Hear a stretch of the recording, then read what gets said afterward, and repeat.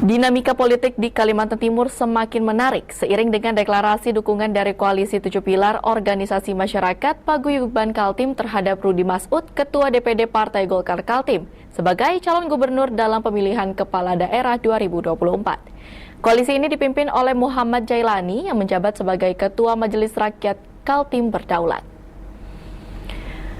Koalisi ini terdiri dari berbagai elemen masyarakat, termasuk MRKB, Kerukunan Bubuhan Banjar Kalimantan Timur, Lembaga Budaya Adat Kutai Kalimantan Timur, Persekutuan Dayak Kalimantan Timur, Ikatan Paguyuban Keluarga Tanah Jawi Kalimantan Timur, Kerukunan Keluarga Sulawesi Selatan Kalimantan Timur, dan Ikatan Cendekiawan Dayak Nasional. Zulkifli Syahab, Sekretaris Jenderal Koalisi, menyampaikan bahwa dukungan ini berdasarkan pertimbangan realistis akan kekuatan politik yang dimiliki oleh Rudi Masud.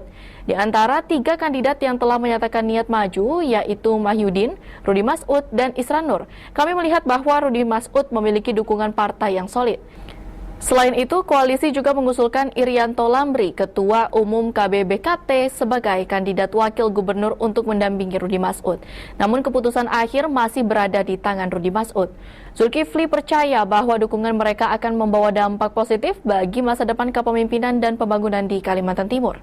Ketika ditanya apakah dukungan akan tetap berlanjut jika Irianto Lambri tidak menjadi calon wakil gubernur, Muhammad Jailani menegaskan bahwa dukungan untuk Rudi Masud adalah keputusan final koalisi.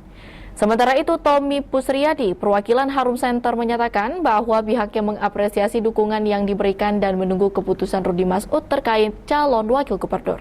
Koalisi ini juga memberikan dukungan kepada Rusmadi Wongso sebagai bakal calon wali kota Samarinda untuk periode 2025-2030. Yohanes Afun dan Ir Frederick sebagai bakal calon bupati dan wakil bupati Kabupaten Mahakam Ulu untuk periode yang sama, serta mendukung percepatan pembangunan ibu kota negara Nusantara dengan catatan bahwa otorita IKN hanya bersifat sementara selama proses pembangunan berlangsung. Samarinda, Tepian TV.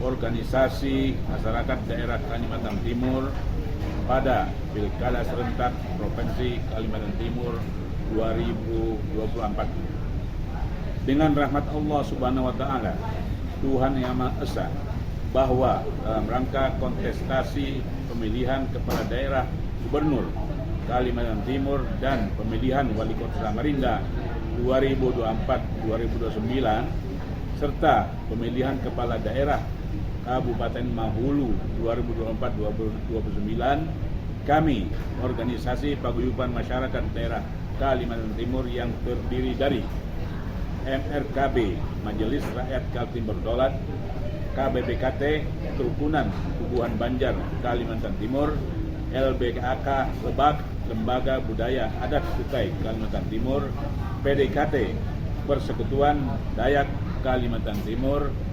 IKPAKARTI, Ikatan Paguyuban Keluarga Tanah Jawi Kalimantan Timur, KKSS, Kerukunan Keluarga Sulawesi Selatan Kalimantan Timur, dan ICDN, Ikatan Cendekiawan Dayak Nasional.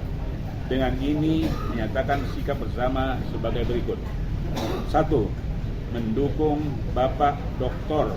Haji Rudi Masud, garis miring Ketua Dewan Pimpinan Daerah Golongan Karya Kalimantan Timur sebagai bakal calon gubernur Kalimantan Timur, dan didampingi oleh Bapak Dr. Haji Irianto Lambri, Ketua Umum KKBKT sebagai bakal calon wakil gubernur Kalimantan Timur periode 2024-2029.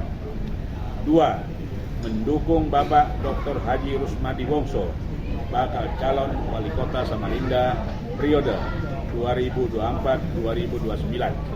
3. Mendukung Bapak Dr. Andes Yohanes Afun, MSI, sebagai calon bupati dan Dr. Insinyur Frederick Pitt, MSI, sebagai calon wakil bupati Kabupaten Mahakam Ulu periode 2024-2029.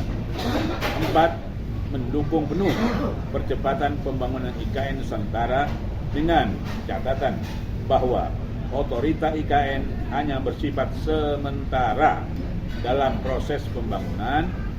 Dalam perspektif jangka panjangnya, IKN Nusantara harus merujuk pada pasal 18 dan 19 Undang-Undang Dasar 1945 dan Undang-Undang Nomor 23 2014 tentang pemerintahan daerah bahwa IKN harus dipimpin oleh gubernur dan DPRD yang dipilih oleh rakyat melalui pemilu. Demikian pernyataan bersama dibuat dan disampaikan kepada Ketua Umum DPP Golkar dan Ketua DPP PDIP di Jakarta.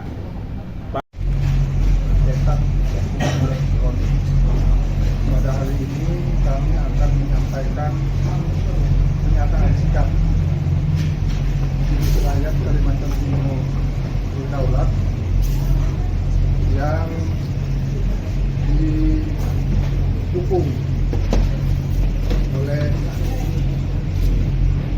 6 pilar organisasi kehidupan daerah Kalimantan Timur. Yang pertama adalah kerukunan keluarga Banjar Pati. Yang kedua dari Lembaga Budaya Adat Kutai Kalimantan Timur. Yang ketiga dari Persekutuan Dayak Kalimantan Timur. Yang keempat dari Ika Pakarti. Kemudian 5 itu jadi kerukunan keluarga Jawa ya. Yang kelima adalah dari kerukunan keluarga Sulawesi Selatan. Dan kemudian yang keenam adalah dari Ikatan Cendekiawan Dayak Kalimantan Timur. Undangan ini sesungguhnya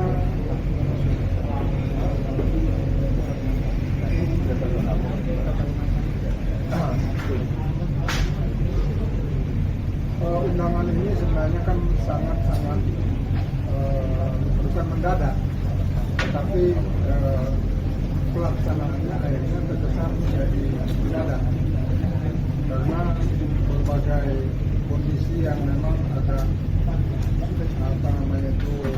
berubah-ubah.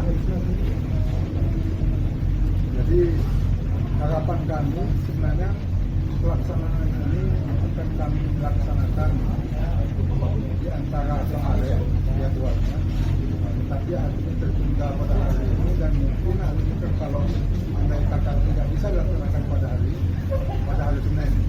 Sementara baik Pak Wilayah sendiri maupun saya dan instansi yang lain yang momentum ini artinya kalau kita berlambat ini akan menjadi momentum yang hilang. Oleh sebab itu pada kesempatan ini pada mulanya kita akan melaksanakan di Kaltim Pos, tapi karena ada pertimbangan yang memang dari pihak Kaltim Pos supaya tidak ada kesan seolah keberpihakan, makanya ini kita pindahkan ke pinggir pantai dan itu juga yang suasananya pun juga harus tampak mengurangi apa yang sudah terjadi misal sikap daripada ke-7 ormas kehidupan ini. Intinya kita adalah bagaimana kita peduli terhadap estafet kesinambungan